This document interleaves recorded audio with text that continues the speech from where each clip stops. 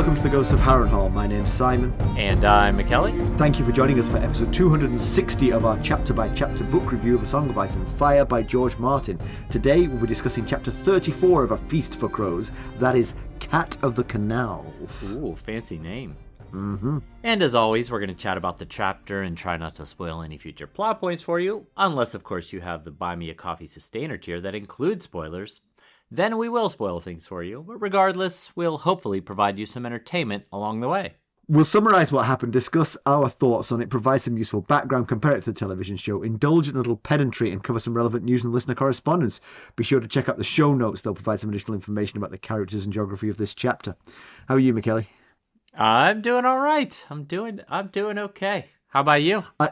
I'm fine. I'm a little weary. I'm not my usual perky self, but I'm doing nothing to actually complain about. However, what I needed was a pick me up, and I see in the notes the words "Stacey Lannister strikes again," and I am thrilled and excited to learn what is going on. Well, so she did tell me ahead of time that she was planning on doing a rather minor update to Molly's bathroom and Ethan's bathroom. They're at the opposite ends of the hallways. And so she told me, the house is 30-ish years old, which I know is nothing where you hail from. That's new construction. But the tile and stuff, the grout, there's some spots where it's missing grout and whatever. So she was going to have the tile reglazed and the grout filled back in and all that kind of stuff and kind of give it a little refresh. So okay, whatever. But then you remember last time when next thing I knew, a shower door ended up in the inside of the shower. Well, it would be a mercy. Well, things began to spiral, as they tend to do. And the past few nights, I have found myself ripping vanities out of both bathrooms. And that shouldn't be necessary for just a regrouting, I feel. No, it shouldn't. So now we're getting new tile put down on the floors. We're getting new vanities installed. We're getting the showers redone. We're getting the Molly's bathroom has a tub shower combo. That tub is getting reglazed and all manner of. And that's just for starters. I know things. I know where this goes. I've lived this before. Oh, I'm sorry, my friend. That's not as much fun as I hoped. I hoped she'd murdered something. Well, she certainly tried to last night. So we were working on getting the vanity out of Molly's bathroom. It's a double vanity, and it was being a bit of a pain I had taken everything off and I'd cut all the caulking and everything to try and removed all the screws that were holding it in place, and so I just needed to get it loose so it would come out. And I should not have had the sledgehammer nearby. She, out of nowhere, grabs the sledgehammer and brings it down like two-handed chop, like she's, like she's Robert Baratheon with his warhammer between the two sink basins, and crack! Little chips of whatever it is, fake marble, fly in all directions. And I was pretty startled about it. I didn't see it coming. And so it was actually effective. We managed to get the top off. But it sounds like it would be effective, yes. That only further encouraged her, because every time I turned my head, there was another whack on another part of the vanity. And I was like, stop that! If you damage these pipes, you don't even know the trouble that we're going to be in. Oh. And I turned my head to work on something else. Whack! That's more like it. That's the Stacey we love. And so I said, I kept telling her to stop it, and she goes, sorry, I just can't help it. It's so much fun. That's awesome. So she beat that thing into oblivion till we finally got it out of there. So yes, we're starting another, and this is 2 bathrooms. The last time it was just 1. This time we've got 2 bathrooms going on simultaneously. So yeah, should be make for a fun ride. I actually had a dream after the first night when I demoed the vanity in Ethan's bathroom, which is the smaller of the 2. I had a dream that this became an absolute money pit, and I woke up like 5:45 in the morning, sweating and could not fall back to sleep. And I got up and was like, "Oh goodness, we can't back out now. I've already torn one of the vanities out." I think your sleeping self might be onto something. Yeah. And she says to me today, she said, "I feel like this might be a money pit." And I was like, why did you say that to me? You know this is a fear of mine. So that's what I got going on. How about you?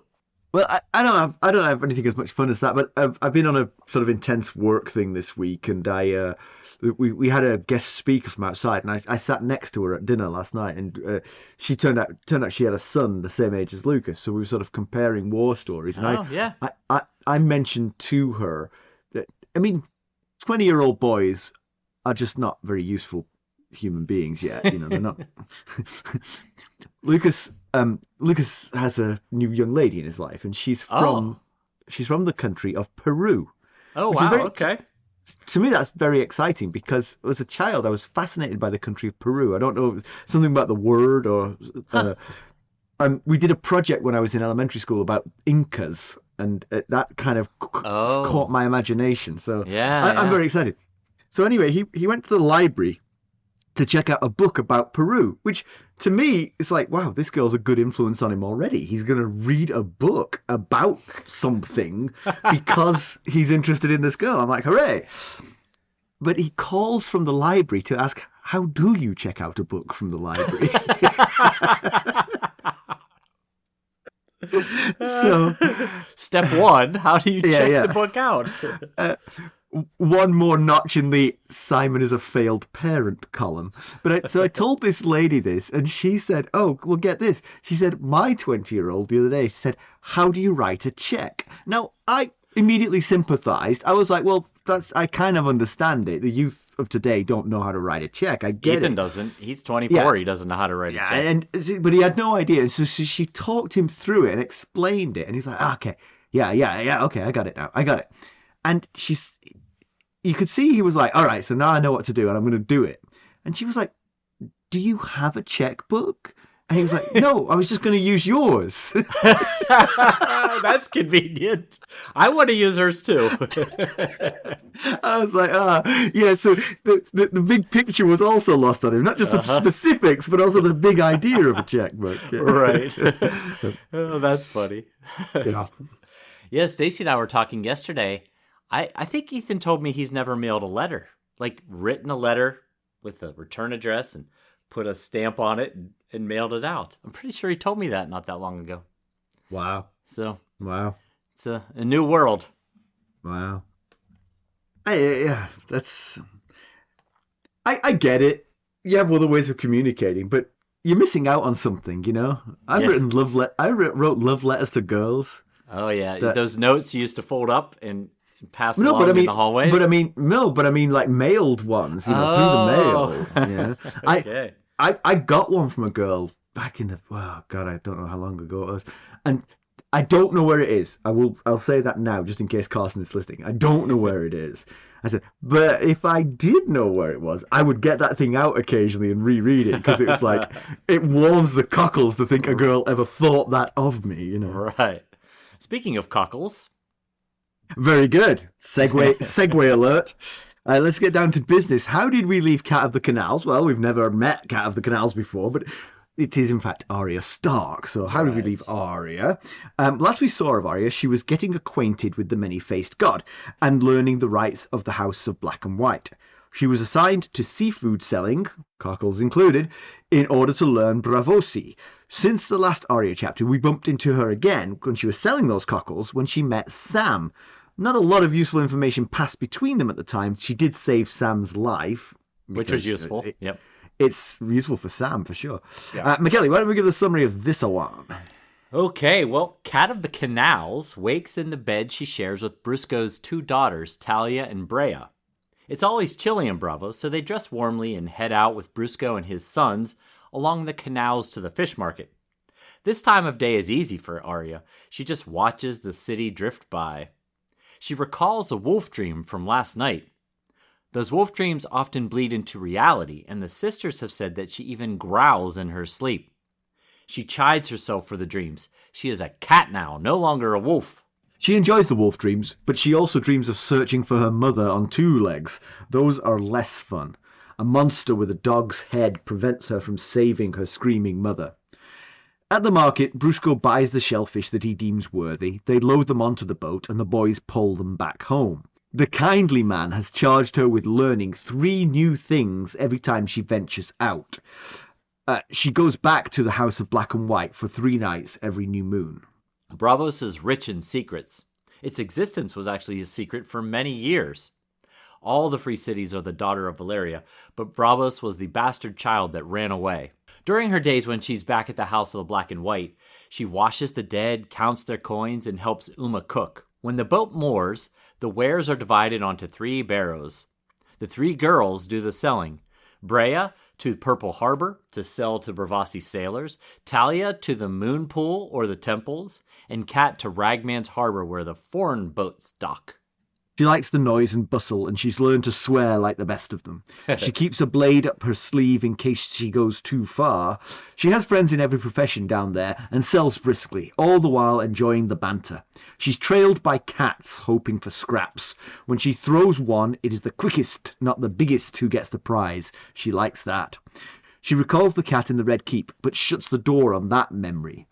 A mate on a green galley describes how they only just escaped from Salador San, the Lysini pirate. She gives some Westerosi sailors tips on where to go for sport and whores.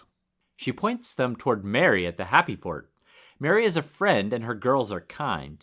One sailor asks about the courtesans for which Braavos is famed. The others laugh at him for not realizing that they're way out of his league. Cat has sold to a courtesan once, the Black Pearl. She paid in silver and far beyond the asking price. She asks them about the war, but they know nothing. The veil was untouched, although Liza Aaron is dead. Cat, who has no Aunt Liza, feels nothing. She sells mussels to Taganaro, a thief. He tries to recruit Cat. His own apprentice, Narbo, got stabbed in the hand by a whore, and his fingers don't work well enough anymore. She refuses. Down at the Happy Port, she sees a mummers troupe who've just put on a performance of the 7 Drunken Oarsmen, but 2 of their number fought and left. Cat recommends Narbo to them. Inside, she sees Dareon of the Night's Watch singing love songs. It makes Cat angry. The ladies call him the Black Singer, but he's more peacock than crow these days. Oh, I like that. Look what you did there. Well, to be fair, it was George Martin, really. She'd almost asked him to take her to the wall when he returned, but then she overheard him admit that he's never going back. She wished she'd seen the fat one hit him, though. When the song ends, Cat hawks her wares. Mary calls for bread and vinegar. Cat eventually leaves with an empty barrow and a full purse. At the same time, Dareon leaves. He brags of his fortune and his future plans, and she asks about the fat one. Did he ever leave? He'd told Sam to leave the old man, but it's too late now. Arya agrees, and when she returns to Brusco's, she has a pair of boots as well as a purse of coins. She washes as she enters the House of Black and White. Uma had saved her some dinner.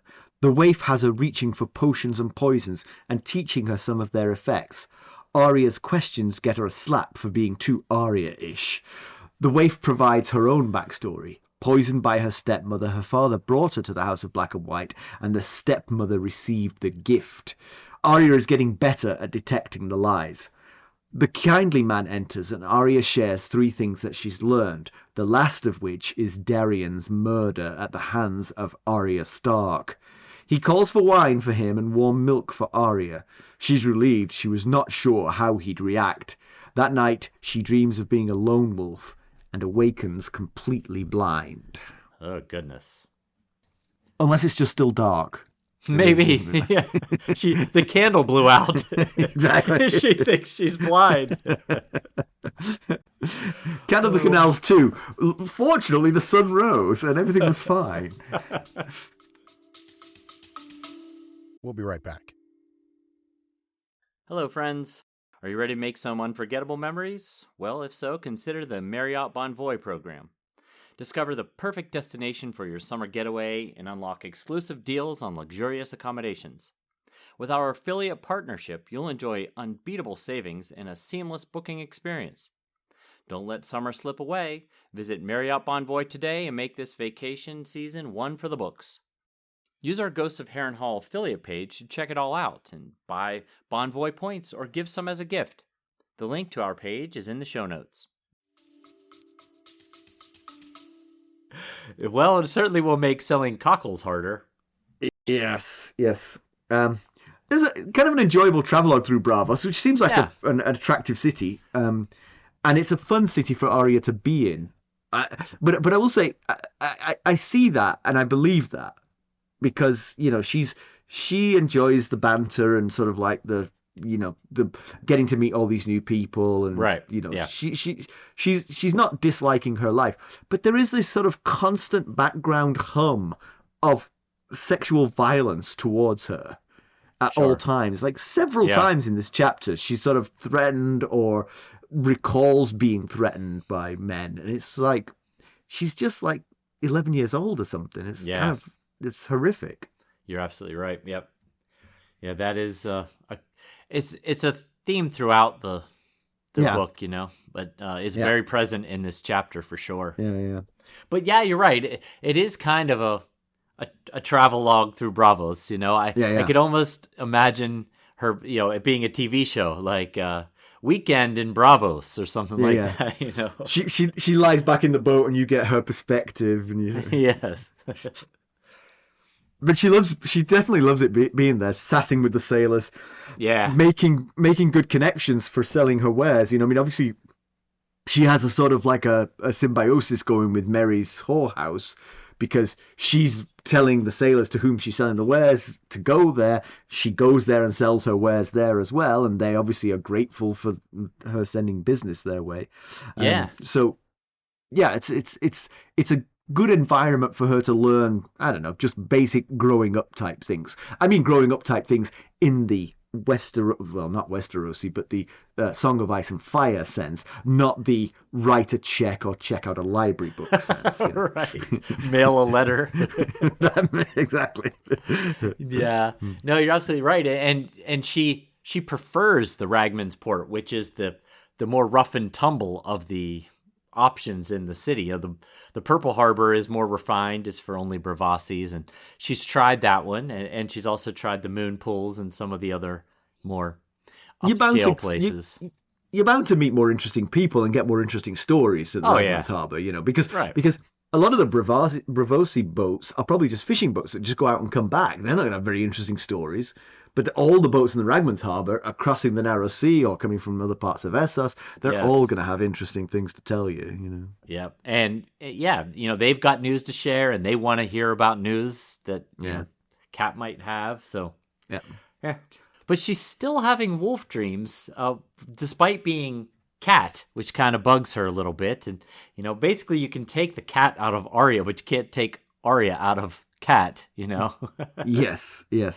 And actually, it was only about sort of like 80% of the way through working up these notes that I realized that she was called Cat, which is her own mother's name. Yes, right. And I mean, it's because it's Cat, not Cat. Catelyn was Cat for sure, but this is Cat. She's Cat because she's a cat.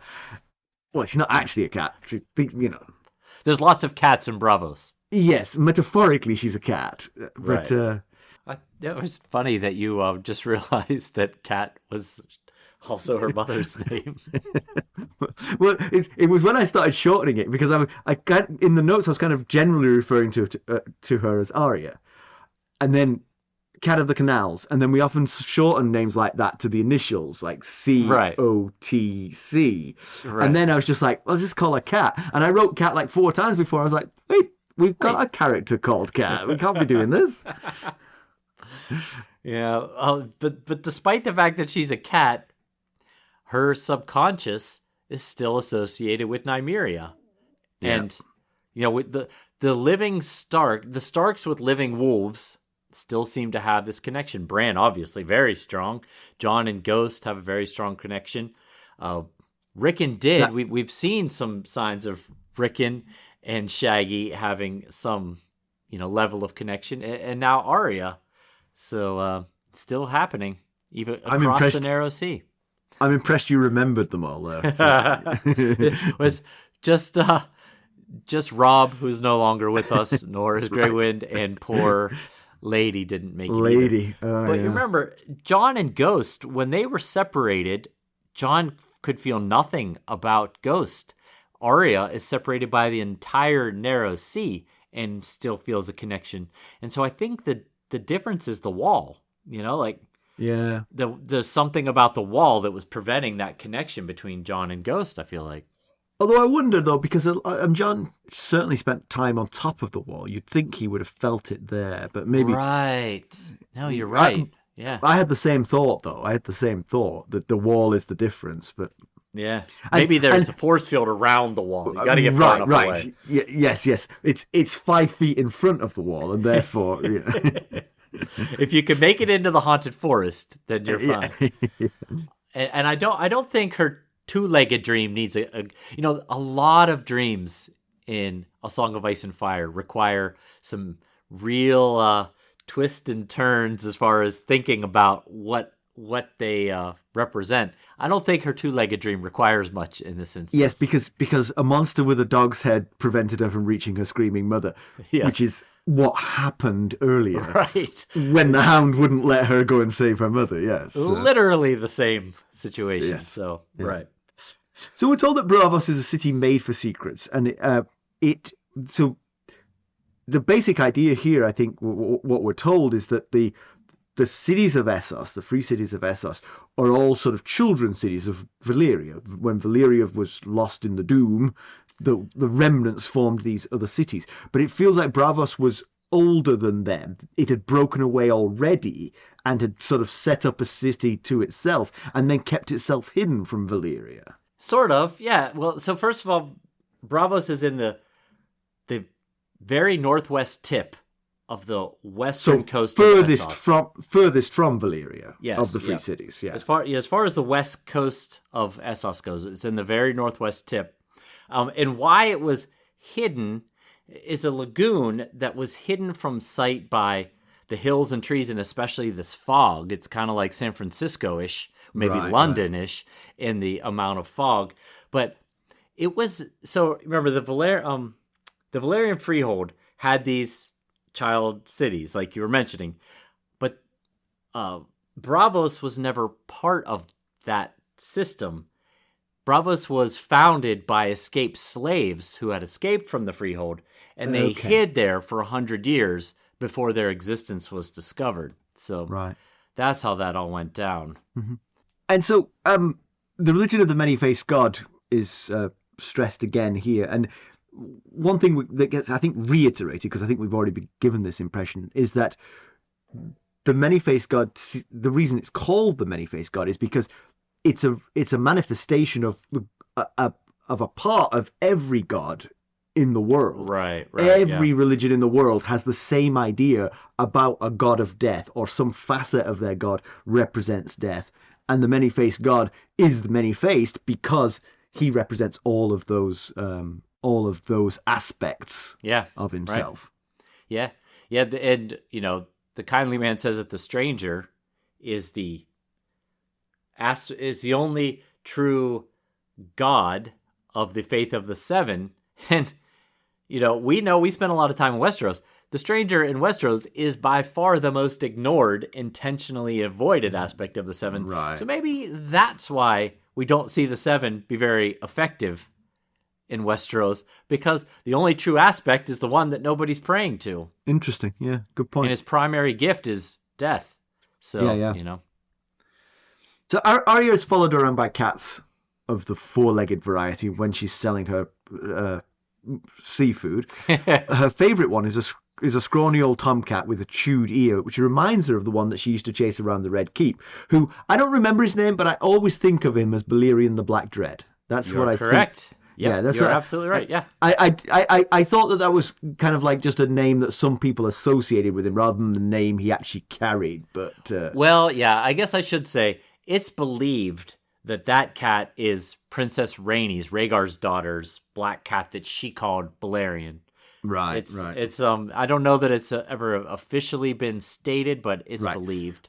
So there really was a cat called Balerion, and that cat probably is the same one, is the point. Yeah. Right, exactly. Yeah. Remember Syrio had her catching cats, and that cat was the last one she finally caught, and when she caught it, that's when Tommen and Marcella and their septa saw her and they thought she was a street urchin. We'll be right back. This episode is sponsored by Audible. To get a free audiobook, or 2 if you're an Amazon Prime member, go to our exclusive URL, audibletrial.com/ghostsharrenhal. You can find the link in our show notes. You know, I don't have a great memory. Have I told you that? I've heard that. I've heard tell. Yes. That scene where Tommen and Marcella aren't very nice to Arya has stuck with me ever since. Yeah. It resonates in my has. head. Yeah, you've referenced it from time to time. When, It's sort of because it reveals a layer of Tommen and Marcella which we don't normally see, because they're not Joffrey. Right. But because of Joffrey, they always seemed like golden children compared to Joffrey. Yes. But in actual fact, they have some of the, their mother's snootiness and unpleasantness about them as well, Yeah, possibly. Yeah.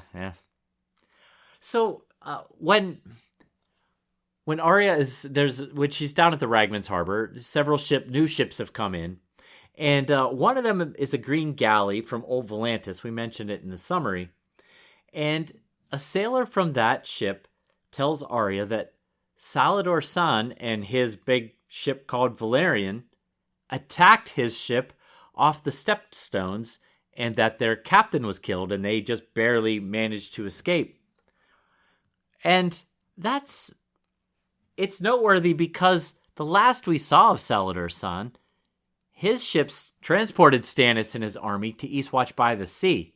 Now we're seeing that they're off the coast of Dorne, which is a long way from Eastwatch. So it begs the question, what are they doing so far away from Eastwatch? Are they on a mission for Stannis? Maybe courting the Dornish for an alliance? Or possibly they've left Stannis' service? Yeah, it also feels, it feels like if they are terrorizing trading ships, that feels like something Stannis wouldn't approve of.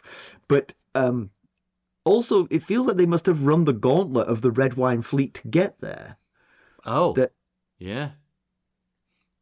The Red Wine fleet isn't like a blockade across the whole width of the Narrow Sea, but it's still, they are there patrolling around King's Landing and Dragonstone. And so I suppose if you swung out around Dragonstone, you could probably get to Dorne unmolested. But I would think that they would be curious as to what boat traffic there was in the Narrow Sea around there. Maybe. Yeah, it could be. Yeah, it's just, it's noteworthy because last we saw they were very far away in Eastwatch. Yeah. So it could be misinformation. This is just some sailor. It could be a sailor's tale of some variety, So the sailors who were after sport, and Arya suggests what sport they could go see. They could see cockfighting or whatever it might be. But they were really talking about brothels. Yes. They turned their attention to the famed courtesans of Braavos, who are supposedly beautiful and extremely expensive to purchase. World renowned. Indeed. Yeah, some of the ones that she mentions are the Poetess, Moonshadow, the Merlin Queen, the Veiled Lady, and the Black Pearl, which came up in the summary, the Black Pearl. She's the one who bought seafood from Arya. Exactly, yeah, she sold cockles to the Black Pearl. And the sailors ask pretty much, how did that conversation go? And she said that, she was told by Brusco, you never approach a courtesan. You don't speak to them unless they speak to you first. And the Black Pearl called her over and called her little one. And her response was, don't call me little one. My name is Cat of the Canals. And I thought, that is so very on brand for Arya to, to talk back, defend her true name, well, her true fake name to the courtesan. Doesn't want to be diminished by being called little one. If I was the Black Pearl, I might be like, and how was I supposed to know that? Right. Do you have a name tag? I don't see one. We've actually heard her name before, the Black Pearl. When the kindly man offered Arya other career choices, and one of them was a courtesan, he specifically said, just say the word, and we'll send you to the Black Pearl or Daughter of Dusk. So, And then we heard her name. No, we didn't hear her name. It was when Arya saved Sam's life. One of the pieces of advice she gave Sam was, if those Braavos that messed with you, a Taro and Orbello or something like that, if they ask you who the most beautiful woman in the world is, say the Nightingale, or else they'll challenge you. So, apparently it's a really big deal who you think the most beautiful of the courtesans is, I guess. I guess it's like baseball cards. Right. Right. Arya also learns in this chapter of Lysa's death, she doesn't react, and we put in the notes she didn't react because she was Cat of the Canals, not Arya Stark. I'm not sure how much Arya Stark would have reacted anyway. She barely knew her Aunt Lysa. You're right, and she's had so much loss and so much tragedy that at some level she's probably numb to hearing this kind of news. But unfortunately, it is yet one more family member lost to her. And the Hound was trying to sell her to Lysa before he discovered that the high road was too dangerous with the mountain clans. That is true. That is true. I mean, it is a strand of her perhaps redemption arc back on Westeros that is now severed, because she could have gone back to the Vale. Right. But now, I mean, okay, assuming Robert Arryn takes over as Lord of the Vale, which is what Arya would presumably presume, he would know her even less, and she him less. So is that actually family protection, to go to a complete stranger and say, hey, I'm your cousin. Right. Can I hang out here because everybody wants me dead? Yeah, that's true. Yeah, no, you're right. And, if she didn't learn this news, at this moment, she could have decided, this is a ship out of Gulltown. She could have said, if you're going back to Gulltown, take me with you. Yeah. But I do feel, I feel like she's very committed to the House of Black and White, that she's, she's selling seafood at their request to learn Braavosi while she's there, and she is doing her duty to the religion at the new moon every new moon. She's doing her best to forget Arya Stark, but she's that's easier said than done. So yes, let's ask Dareon how that's going, shall we? Yeah, right. But remember last Sam chapter when Arya and Sam finally met, and we discussed on that episode that we wish we could have had Arya's POV, because she seemed really cool, calm, and collected about the whole thing, meeting a brother of the Night's Watch, and we were wondering what was she really thinking? Was she really thinking, oh great, here's my chance, a brother of the Night's Watch, that was my original goal, trying to get to Eastwatch. I wonder if he can take me to my brother. Do you know my brother John? And, but at the same time, she's now trying to be Cat of the Canals and learn, become no one. And we were just wondering if it was what was going on in her head there. We get a little nugget of what was happening in her head in this chapter. Yeah, it's a little confusing though, right? Because she didn't say that to Sam. And now, having seen this chapter, it feels like that's because she's determined to see this through. But then she was thinking about going back with Dareon. Yes, that was her thought. She reminds us in this chapter that when she first met Dareon, she thought about asking him to take her back to Eastwatch with him until she heard that he's not going. So it is possible she was thinking when she met Sam the same thing. Take me back to Eastwatch with you. Yeah. Maybe she sort of took a look at the two of them and thought Dareon was the better bet. Incorrectly, as it transpires. Right. Don't judge a book by its cover. Yeah. So on the subject of Dareon, he's dressing in fine clothes now. The only thing black left on him is his boots. His lofty plans about singing for the Sea Lord of Braavos and dining with the courtesans. Well, knowing what I know now, I feel slightly bad for this, but he also deserves some punishment for what he did, because I don't begrudge people betraying their Night's Watch vow, particularly people who were sort of shanghaied into the Night's Watch vow. Right. But Dareon betrayed friends here. Yeah. Right. He stabbed Sam in the back by doing what he did. Yeah, he talks. I mean, he's wearing all these fine clothes. Think of what that coin could have done for Sam and Maester Aemon and Gillian the baby. I mean, that literally could be the difference between life and death for Maester Aemon, Yeah, but, absolutely. He's singing a song about a woman who jumps from a tower because her prince was dead. And it reminded me kind of Ashara Dane, who is thought to have died in a very similar manner, jumping off a tower. And, the reason for her suicide is not known, but it's unlikely it was over her Prince Rhaegar. It could have possibly been, a lot of people think it was over the death of her brother, Arthur Dane. Or, if she is Jon's mom, we're not sure whether she is or not. Depends on who you ask. Could be the loss of her son and the loss of Ned, possibly. Mm-hmm. But the irony of it all is that Arya thinks about the woman in this song, that she should just kill the man who killed the prince. And if it's Arthur that she's, that brings us back. Well, actually, technically, to Howland Reed, right? Well, Howland Reed is the only one that was there with Ned, so but it was Ned. Was that a spoiler? Did I just spoil? We don't know who killed Arthur Dane. Oh, we don't know. Okay. Yeah. So. Because I think in the TV show they took a stand on that. That's right. He stabbed him in the back. Right. Basically, while Ned was engaged and losing, he stabbed him in the back. Yeah.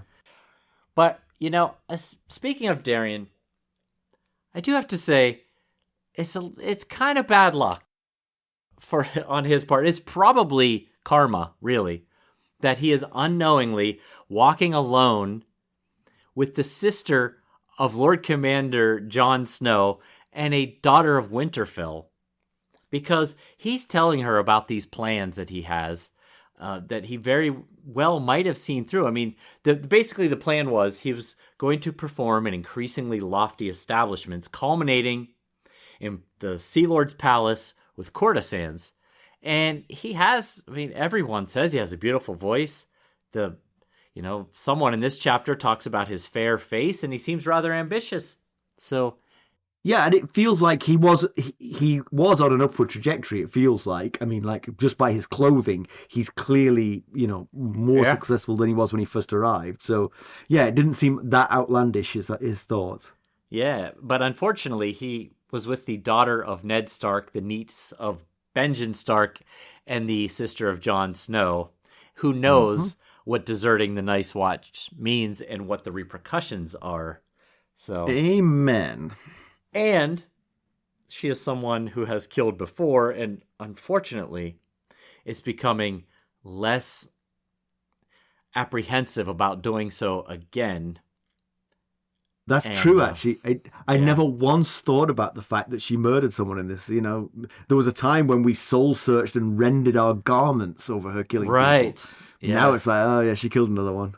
And it was kind of an interesting choice by Martin to have her murder him off screen. We didn't know until she said who the boots belonged to, I guess, that she had murdered him. Pretty good idea. But maybe it was because this way it was easier to digest than watching a 10-year-old kill a man in cold blood. Perhaps, And, yes, you know, yes. But like you were saying, the nature of the murders continue to trend in a disturbing direction. The stable boy at the Red Keep, she was scared. There was chaos all around. She turned around and, stabbed him without thinking. The men at the Holdfast with Yoren, total self-defense. They were trying to kill her.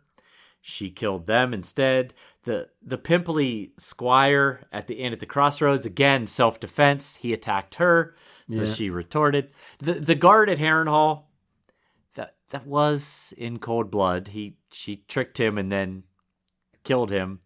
But she was attempting to escape an incredibly nightmarish situation going on at Harrenhal. So yeah, I was gonna say that's exactly what I was gonna say. I don't have much of a murder in me, but to escape Harrenhal and the situation she was in, I'm pretty sure I could have done what she did. Yeah, I'm not a 10-year-old girl. Excusable. But, right, yeah. But here, Dareon didn't threaten her. He simply broke a vow that's technically not associated with her in any way. Now, he does mention Lord Snow when talking about how Sam and the rest were all supposed to leave together for Old Town. And there could be other Snows. I mean, is the surname for Bastards of the North. But I wonder if she inquired off camera. We didn't see how the rest of the conversation went. When he said it, I was like, huh, what's she going to say? And then she doesn't say anything about it. So, right. I mean, you're absolutely right. And that was what I put it down to. I put it down to, it's the bastard name of the North. And so there's probably hundreds, tens at least, of Snows at the wall. Right.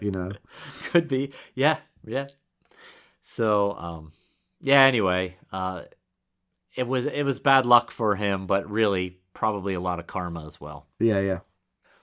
So one thing I really liked was the ritualistic transformation that Arya goes through to go from cat to become no one when she gets back to the Household Black and White because it's going to be a new moon tonight. She removes Cat's cloak, Cat's tunic, Cat's boots, Cat's small clothes. She bathes in lemon water to remove Cat's smell and then emerges from the bath as no one. And I can imagine it being helpful to compartmentalize the cat persona from the servant of the many-faced god. Yeah. Yeah, also just nice to get a bath and not smell of seafood anymore. There's that too. I might be romanticizing it a bit too much. But yeah, you're absolutely right. I mean, it's she is playing a part. I mean, we know she's playing two parts because we certainly feel that deep down inside her, she remains Arya Stark. It's Arya Stark that murdered Dareon, and she ain't letting that person go anytime soon. No, and a bath is not washing Arya away. Right. She may slough off Cat of the Canals with a bit of lemon water, but so yeah, she's playing two different roles, but it definitely helps to have that ritual to sort of like divide the two. I like the learn three things before you come back. But I will say, it doesn't seem very ambitious, given that she's out for 25 days of the month. I know, right? I mean, just in this chapter, she was learning things left and right. It was like, they gave examples of what she might learn. Was that like a Braavosi word? It's like, one word? I mean, if she comes back with 3 a month, it's going to take her forever to learn this language. Yeah, I mean, she's new to the city, new to the language, new to the entire continent. Everything that she's exposed to is something new, basically. Yeah, so, yes, you're right. It is rather unambitious, just 3 things. But I will say she does a good job of them because a lot of the things she learns are sort of like pieces of information that have a secret hiding behind them, such and such does this because they are doing this, sort of thing. Right. So what she learns are quite are the kindly man is very interested to discover them, Right. So she interacts with the Waif, and the Waif is helping her learn a little bit about poisons. The 3 that get mentioned are Sweet Sleep, Tears of Lys, and Basilisk Blood. The Sweet Sleep is the most gentle of the poisons. It basically sends you to sleep and can be used as a sleeping drug. Yeah. But a small overdose can tip you over into not waking up again. Right. The episode that Jenny and I did, which was the Elaine chapter, Jenny talked about the dosage in that chapter. And, Littlefinger suggests that Sweet Robin get a pinch of it in his milk to calm him. And Jenny pointed out that a pinch is a lot for a small boy because the waif says in this chapter that a pinch gives an adult male deep, dreamless sleep, and just 3 pinches are lethal to an adult. So, yes, Littlefinger always swinging for the trees there. Yeah, right.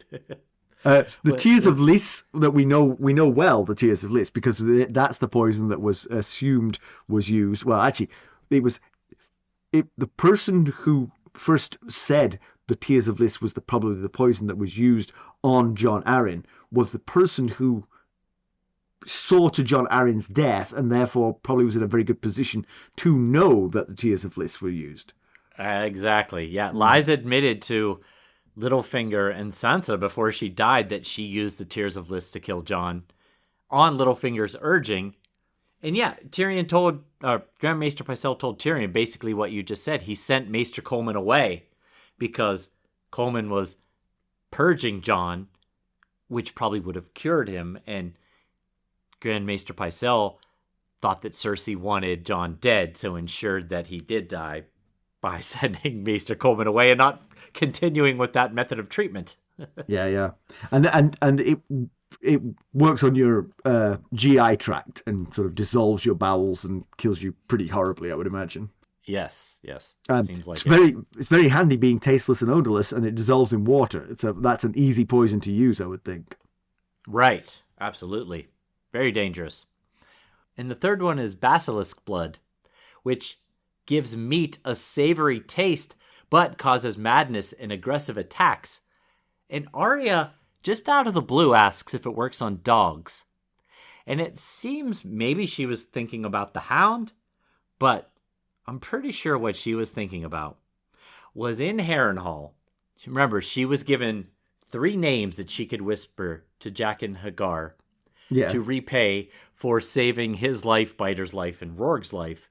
And she whispers these names, and Jaqen would make sure that they die. And one of the names she whispers is Whis, her former boss in Harrenhal. Mm-hmm. And Whis ended up dying by his own dog tearing his throat out. And at the time, Arya thought about this whole situation, about Wys's faithful dog turning on him and killing him, that he raised the dog from a pup, and that only dark magic would have gotten that dog to turn on his master. And so, I think what we're seeing here is her wondering if Jaqen H'ghar used basilisk blood to get the dog to behave in such a fashion. Of course I didn't remember that. I mean, that's absolutely ancient history and a minor footnote. So thank you for chasing that back up. But yeah, that does feel exactly what she's talking about, yeah. And when you say it back again, it does seem extremely surprising that the dog did that. Yeah, right. It was like the one companion that Whis had was that dog. Yeah. So, but if that's true, then it's even more evidence, if you need more evidence, of Jaqen H'ghar being a faceless man, that he knew that this poison would cause the dog to behave in such a manner. Yep. So the waif tells her origin story, that her stepmother wanted her own daughter to inherit the waif's noble father's estate, but the waif was older than the stepmother's child. So the stepmother poisoned the waif. The father brought the waif to the House of Black and White and basically made a deal with them that, he would give up his wealth to them, and the waif would stay with them as an acolyte if they would give his new wife the gift. And right. They came through on the deal. Arya, whenever the waif tells her anything, Arya is expected to listen carefully and find the lies. And so Arya asks if it's true, and the waif admits that some of it's an exaggeration and there's a lie as well. And Arya spots the exaggeration. He said he wouldn't have given away all of his wealth. He would have given away 2/3 of his wealth. And the waif agrees that was indeed the exaggeration. Yep. But Arya can't smell the lie. But the waif says, well, that was the lie. The lie was there was no lie. So maybe Arya's getting close on this because that would be a hard lie to find. The one that isn't Right. Yeah. Yeah. So we actually talked about this in spoilers in the last Arya. I almost said cat chapter. In the last Arya chapter, because the kindly man told Arya in that chapter that it was poison that made the waif look like a child when she's really like 36 years old or something. Yeah. And he said something along the lines of she gave the many-faced god all she was, all she might have been, and all she ever would be or whatever. And that it was the poison that makes her appear like a child. And Arya interprets it as the waif works with the poisons. And so the effects of working with the poisons stunts her growth. So it's unclear. We don't know. That could have been the lie too. The lie could have been really there was no poison. That the poison and the reason she is stunted is because of her constantly working with the poisons. So it's unclear if the original poison from her stepmother did the damage, or it's her tasks of servitude that is causing the issue there. I'm always interested in lie detection. Yes, you are. Yeah, and Arya's getting good at it, and I still debate that people can get good at this because I've read articles, about lie detection and how I previously I've criticized lie detectors as being very unreliable, but I will say that I misrepresented how poor lie detectors were. Let me give you the true. Lie detectors are very good at detecting lies. If you lie on a lie detector, then it's going to spot that 90% of the time. Okay, that's pretty good. You have to be a very good liar to lie on a lie detector and it not recognize it as a lie. The problem with lie detection is the false positives. If you tell the truth, it will often register that as a lie as well.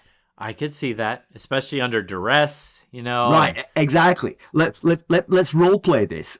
Is your name Mackelly? Yes. That I'm sure would have come across as a truth, right? Uh-huh. Have you murdered anyone? No. Right. That probably would have come across as the truth when I'm doing the test with you. Now imagine I'm two burly police officers and you've just been arrested for murder. And then see if you can answer that second question without being stressed. Yes. Yes, exactly. Yeah, I get it. Totally. Yeah. So someone who aces a polygraph test is probably innocent or a psychopath or a narcissist, because psychopaths and narcissists can get around lie without showing the stress reaction which the lie detector detects. Someone who fails a polygraph test is almost certainly innocent still, but you just can't rule them out. That's the thing. So that's the only way they should be used in legal things, is to rule people out, not to rule people in. Yeah. And the other thing I mentioned last time we talked about this was that experienced detectives are slightly better than average humans at detecting lies. But still only around 55%, which is useless. But seasoned detectives also know that about themselves. They know that they're not actually good at lie detecting. So they focus on the other ways you can detect a lie, which is to get people to reiterate the story. You get people to reiterate the story and do new things with it. Tell it from a different point of view. Tell it backwards. Tell it with, focusing on a different sense. Tell it to me. And those things are much harder to do with a lie than with the truth. And that's how you catch people. Yeah. So fascinating stuff. Yeah. Good work. So back to the story. Sorry, I digress. It is an interesting decision to not only confess to Dareon's murder, but also to try and pin it on Arya Stark, as if like, wasn't me. Wasn't me. You know me. I'm no one. But that Arya Stark is still out there somewhere, and she murdered Dareon. Yeah. It does seem that this backfired. Rather, I think she was hoping that this would be like, well, high fives. Yeah. Right. She did have that thought. Would they be glad that she gave Dareon the gift of the many-faced god? But, the Faceless Men are hired assassins, not random killers. Right. And that's always going to be Arya's problem, because she can't hire them. She doesn't have anything to hire them with. She's just using their training to fix her personal vendetta. Right. Yeah, that's true. Yeah, you're right. Yeah, she confesses to killing him as Arya, But why did she confess? Did she assume he already knew? Guilt of murder and wanted to confess? I think it's they would know, and if you don't reveal that to them, they would be mad. Yeah. That's my guess on that one. I think so too. I think so as well, yeah. Yeah, so her final wolf dream of the chapter, she's lost her pack. And that's, I mean, it's a portent of her waking up to blindness, I think. That, she's lost an important part of herself. And when she wakes up, she's gone blind. That's how I viewed that. I don't think she's necessarily cut off from Nymeria or anything like that. I think it's just... Yeah. No, that makes sense. I was thinking possibly, a wolf in Braavos because the wolf is prowling around Braavos rather than in Westeros. So it feels like it wasn't a Nymeria warging. It was actually a dream, like different from her usual wolf dreams when she's actually in Nymeria's body. Possibly symbolizing Arya being alone in Braavos, and she's trying to separate herself from her past Arya, but the true identity is prowling the streets of Braavos, stalking her, and she can't escape Arya. Very nice. Yes, I agree. So I'll say her life, as I mentioned, was interesting but hard. Throw in blindness, though, and it becomes absolutely terrifying, extremely dangerous. Yeah. But I will say that if she's determined to become a faceless man or a faceless lady, the increase in her compensatory senses might serve her very well. Sure. She spends a bit of time blind. It would be something useful to have been, she will have gained additional mastery of her other senses, and as an assassin that would be very useful, I think. So that's the question. Was this some sort of punishment for killing Dareon without consent from the faceless men, or is this some sort of new test that she has to overcome and pass? I certainly think it's the first of those two, but it may also be the second of the two as well. Yeah, could be. Well, hopefully we'll find out. Yeah. So now we're going to do a spoiler section for the higher levels of the Sustainer tiers. So please join us to get this juicy gossip. All right. Fantastic spoilers. Thank you, Mackelly. How about some background? Well, sure. So Arya and some of the Westerosi sailors are discussing the famed courtesans of Braavos, as we mentioned earlier. And according to Arya, the proprietor of the Happy Port, Maryland, says that the Black Pearl is the most famous of all the courtesans. And she says she is said to be a descendant of a pirate queen and a Westerosi prince. So that sounds like a pretty rich vein for some background. So here's what I can tell you. Like Arya says, the first Black Pearl was a pirate queen. But even she comes from special stock.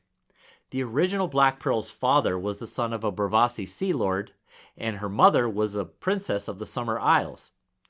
And yes, her lover was a Targaryen prince, but not just that. The prince goes on to become King Aegon IV, also known as Aegon the Unworthy, arguably one of the absolute worst of the Targaryen kings, but still. This line of Black Pearls actually descends from a Westerosi king, not just a Westerosi prince.